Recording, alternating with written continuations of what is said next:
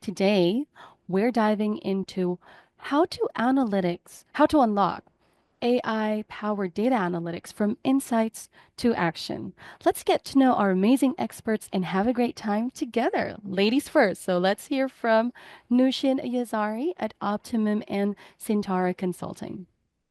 Thank you, Ella. Good afternoon, everyone. Nushin Yasari, I'm the CEO here at Optimum and Cetera.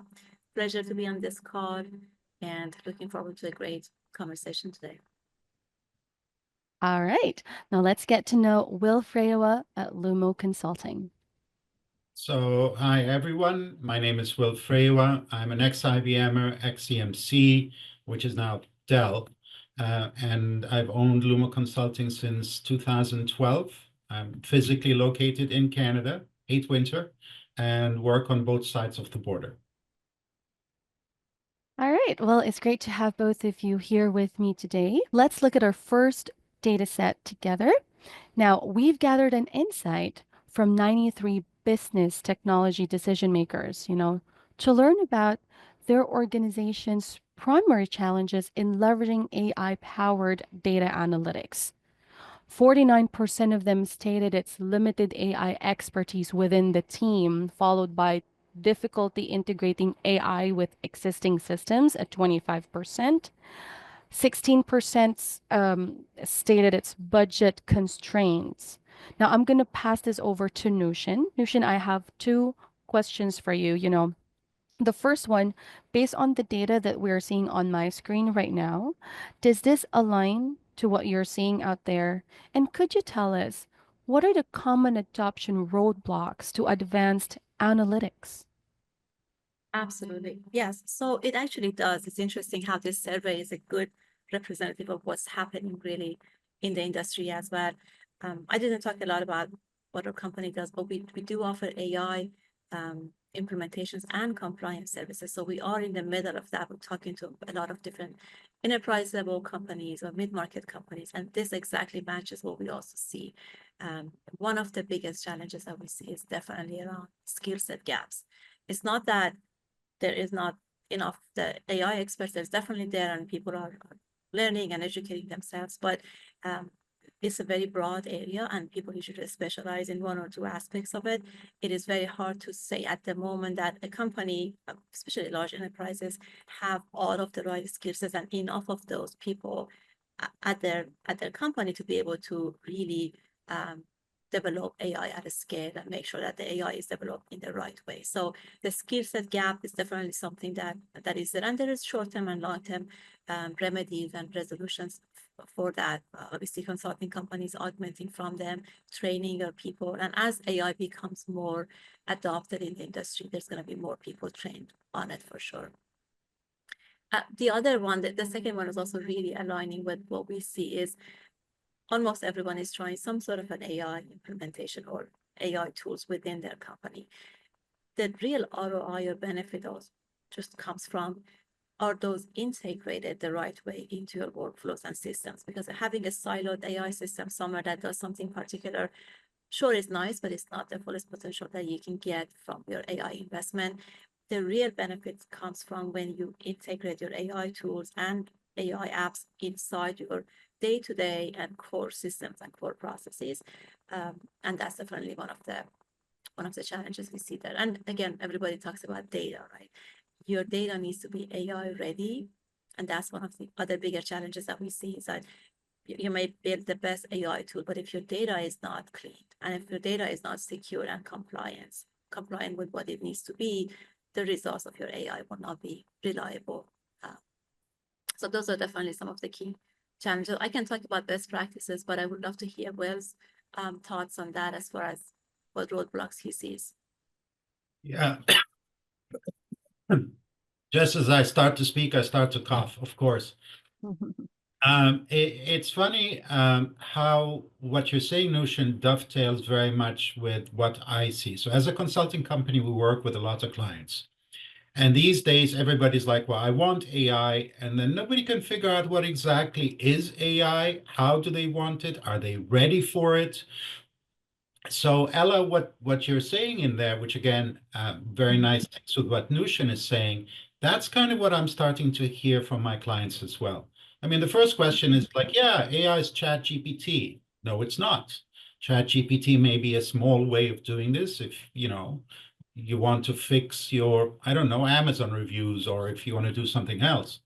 Mm. But then, once a company starts to realize the advantages and the heavy duty work that's required from AI integration, then the first question they start with, well, who do I turn to? And that's where, companies like Nutions, for example, comes in, who are experts in data and AI and who can help guide them. But the company itself is like, I don't have the resources. And that's what I hear a lot from the people that I'm working with. And then, of course, the other one is, well, hang on a second. How much is this going to cost me? It's not like you go from level A to level B to level C. It's you have to analyze what is the company trying to do with AI? How is, as Nushin said, how is your data arranged? Your data is to be able to talk to each other so that AI has access to your data so you can use it, right? Who needs to use AI? So there's lots of things, even when you start getting into costs, and everything kind of starts with an assessment of your existing process, your environment, your data. Hopefully your data is not siloed or can be connected to each other. And then you start looking into, I want this flavor of AI or that flavor of AI. Absolutely. And ChatGPT is not the answer. For sure. And as far as best practices, basically touching on these areas, is that the very first thing that we see and we advise our clients is define your goals and objectives for AI. Just having an AI tool is not a goal. What are the things that you're hoping to get out of it? What are the objectives? And make sure those are aligning with your organizational key goals and strategies. Have a resource plan to respond. Identify what areas of AI you're going to use. Make sure that you have in-house resources, consultants lined up to be able to help you with those areas. Make sure your data is cleaned up and is ready. And when I say cleaned up, it's not just data gaps and data quality issues. You also want to make sure that from the ethical use of AI, etc., your data is, you're feeding your AI a diverse set of data. The data is cleaned up. There is no confidentiality IP information within your data. So it's a lot of effort that goes into the data cleansing before you start training your AI on those. So again, clean data, make sure your resource plan is solid, make sure your objectives are defined. And also another thing that I think this chart also alludes to is that always pair your AI with human expertise. So when we also say there's lack of AI expertise, again, it's not just literally that there's not too many AI developers out there. It's also really understanding you have the right skill sets to be able to check and govern your AI tools, right? And that might be a different skill set than just a developer building AI. So you don't want to just rely on just what your AI is telling you to do. Obviously, AI is not a decision maker for any company, should not be. It should be a tool that supports your decision-making process. So you still want to have human experts that are checking how did the AI get to those results? What is the logic used by the AI? And are we feeding the right data to it or not? And then from there, then help the executives and the leaders of the organization make those decisions. And then I like what you're talking about, Notion. I'll even take it from a user point of view. I mean, so you put AI and you do AI. Now you've got, what do I do with the results generated by AI, right? And that goes back to, what are you trying to get out of AI? And then, for example, for a user, nobody's going to go in and put in complicated formulas to find out, what is the trend and pattern analysis that happened with my sales in 2019. So that's where I attended a conference with Click, and that's where, for example, they were talking about natural language processing, things that make it easier for users once AI is established, how to take advantage of it. A tool that's not used is kind of an expensive tool and useless. So there's lots of work that has to be done. And like I said, I mean, Click is an example of one that I saw, like a demo of natural language. It was like really cool. I know other companies have got other ones. That's the one that I saw. And that's the one some of my clients were talking about. Back to you, Ella. Thank you. Moving on to the next slide. We ask, the same group of business technology decision makers, 93 of them, to describe their current role in their organization's data analytics strategy. 29% of them stated they are an IT or technology leader. Executive decision maker at 19%. 18% of them is stated that they are data engineer or architect. So I'm going to pass this over back to Nushin. Nushin, what can you say about these data? And which job functions are the most likely to drive adoption of advanced analytics? Absolutely. So what we see across the companies that we work with, our clients, is the IT executives and business executives are at the forefront of that for various reasons, or maybe for different reasons. Mainly what we see from IT executives is around governance and compliance, right? They need to get in front of that because the reality is that the users are using it. Whether you know it or not, a SaaS product that you might purchase 3 years ago might just roll out some AI features without you even knowing it's SaaS. They will have releases, right? So the users are there, the chat GPT is there. So IT is really rushing to get in front of making sure that it's secure, it's compliant. There's, because as you guys know, there's a lot of regulations and there's hefty fines that can come with being out of compliance with them. So that's what we see keeping IT up at night, is really that security, the governance, the infrastructure to be able to support the AI in a reliable way in their companies.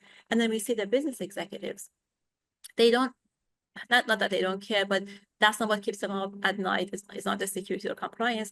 For them, it's mainly how can I use AI to be more efficient? So for them, it's a matter of cost saving, efficiency, and also, again, competitive advantage. If their competitors are using AI and if they're behind, that can actually have serious consequences for a company, right? So everybody is now rushing for, I am the better AI tool. Look at what I'm doing with AI. So we see those two from the, again, decision maker leadership standpoint, both IT and business in the front of that. But then obviously you have your technical people, you have your AI architects, data scientists, all of those people on the technical side, they're trying to learn and trying to figure out, and they're trying to advance AI within their companies. Thank you, Nushin. Anything else, Will, that you would like to add in there?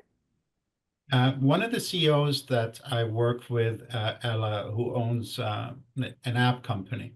Mhm. It's funny how this dovetails exactly into what you're saying. They read, several articles about AI, and then they're like, okay, I think this is good. My competitors are using it, what Notion was talking about, right? Time I need to get something on it. So that's where executive decision maker. His next step was, what do I do? Where do I go next? So in that point, turn over to his IT, again, back to your chart, right? And said, help me. And IT said, that's great. We don't have the skills. Previous chart, right? So all of these things tie in very nicely together. But again, what I see from my set of clients is there's a huge correlation between the decision maker and the IT technology field. They need to depend one on the other. Somebody's got to act as the champion to talk to the other section so that they can figure out how to get AI established, used properly, and let it be an advantage as opposed to just a dead tool for the company in question. Back to Thank you. you. All right, thank you, Will. Now let's look at our last data set.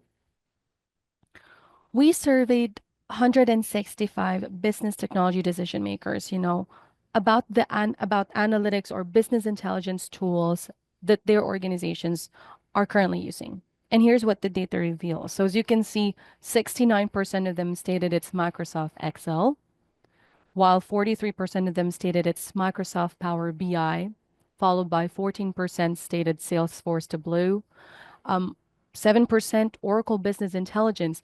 Nushin, does this fit your findings? And could you tell us what is gained by switching from Excel to advanced analytics? Yeah, absolutely. And it's funny because if you did this survey 10 years ago, 15 years ago, you would have seen Excel being on top. So even with all of this AI advancement and BI tools, Excel is still widely used. Mm-hmm. at companies, which is again good and bad. Excel is definitely a tool, but if you're relying on Excel for your key decisions coming out of your data, then you're definitely missing a lot of like real-time AI empowered insights that Excel would not be able to give you easily.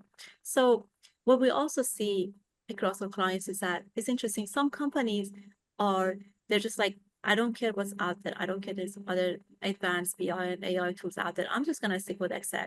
And then they know that's a problem. They're trying to get out of that, but then they also look at that as a very time consuming, costly move because they have to go train their users. They have to pick the right tool. They have to pay subscription. So they're trying to move out of it, but it is a hard move for them. And then we also see on the other side of the spectrum, we see clients that have almost all of these tools, like everything under the moon is there. Some departments that go and get Tableau and then click is in with their IT and then a Power BI somewhere else. And then it kind of begs the question of what is your data and AI strategy, right? Do you have a standard tool sets? Do you have standard processes that you're enforcing your users to follow so that not everybody can go and just bring a new tool into the mix that IT now has to manage?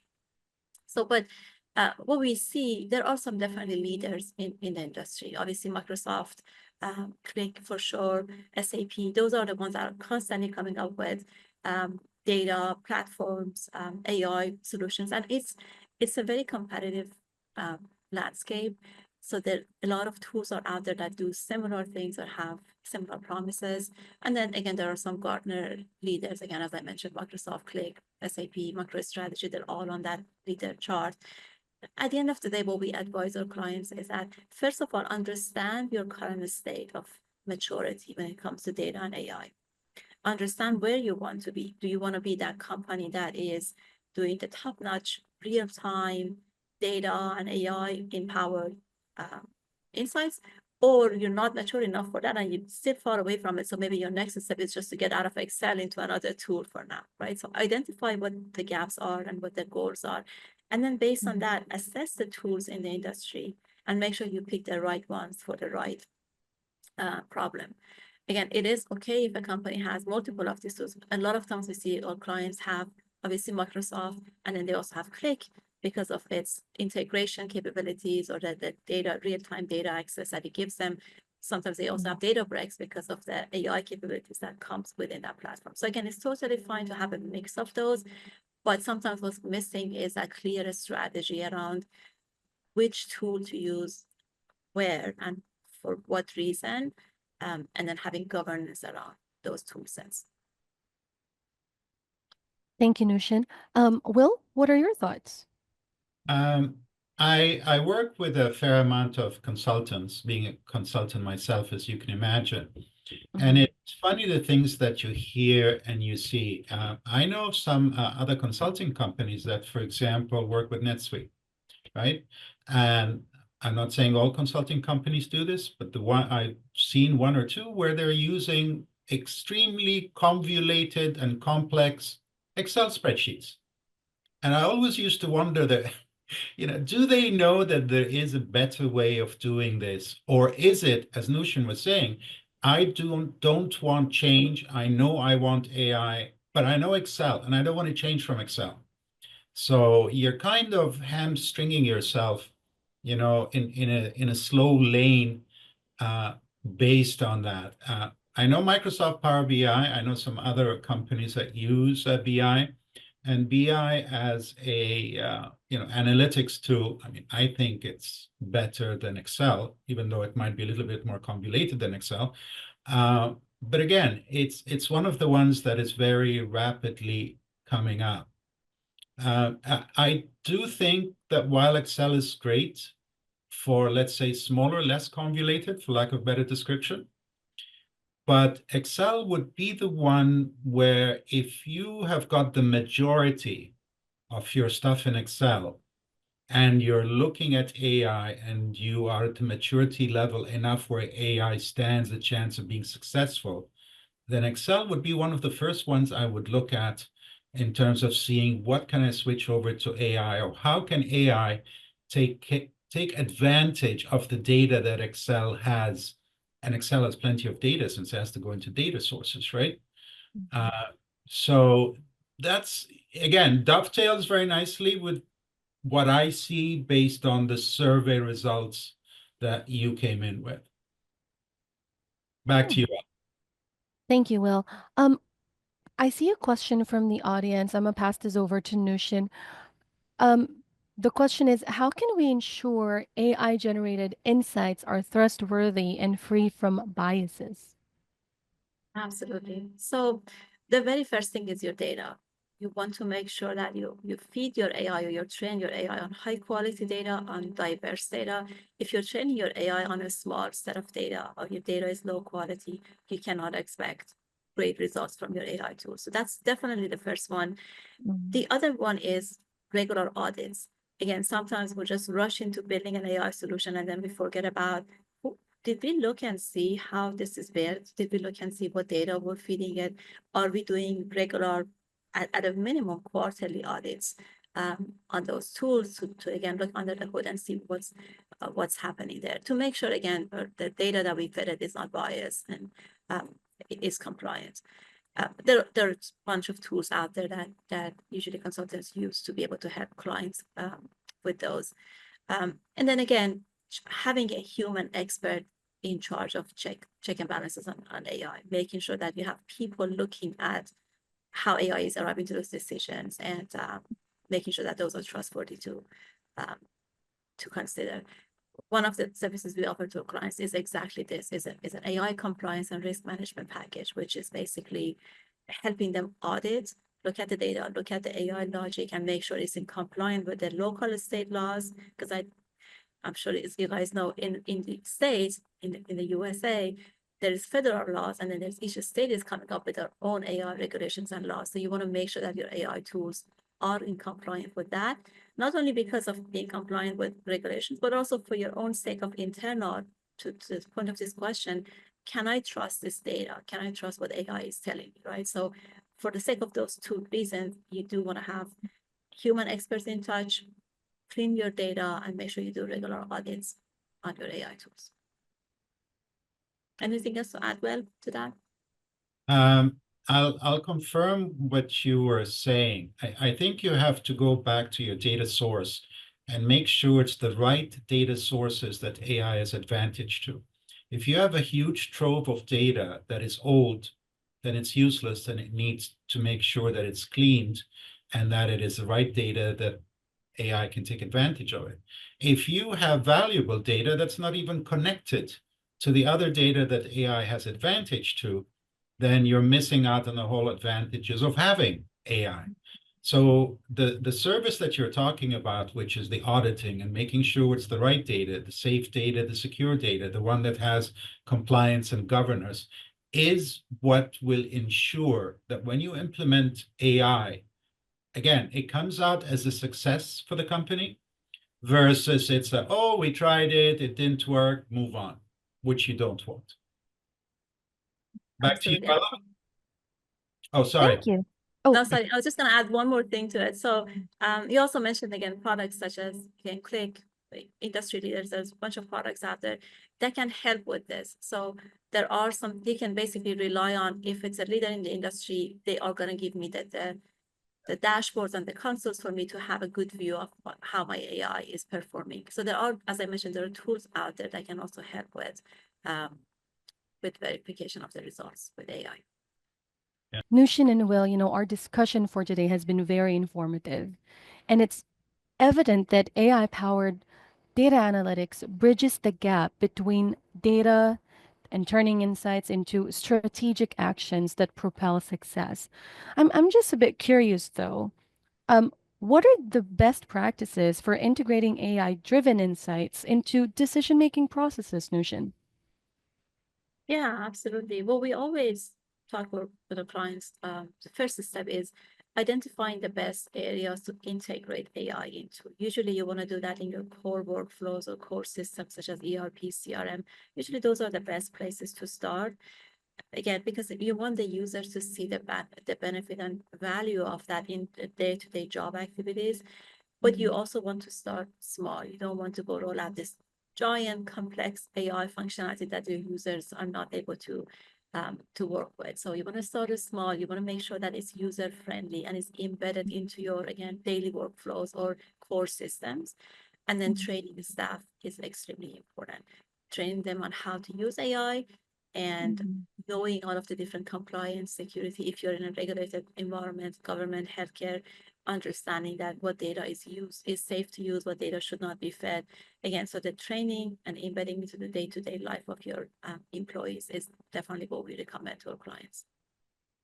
Absolutely. Will, anything else to add on to that? I'll agree with what Nushin is saying. I've run Mm. across where a couple of my clients wanted AI and just got so overwhelmed with where do I even start? So the whole thing is, don't try to reinvent the wheel. There are people out there and companies out there. For Mm. example, Click is one of them whose dashboard I've seen, Cognos, so on and so forth. I like the Click one as well. That will at least help you break it down into blocks that you can easily start to work on using the help of a consultant or a specialist, shall we say, who can then help you getting this started. A lot of times you feel like you're being thrown in the deep end of the swimming pool, whereas there's stairs on the other end of the swimming pool. All you have to do is take them and go down. Mm. So that's the one thing I would say. Don't get overwhelmed, break it down to chunks, get an expert, help them, use that expert to help you start it in a manageable step-by-step process so it works for you. Back to you, Ella. Very well said. Thank you so much, Will and Nushin, for that answer.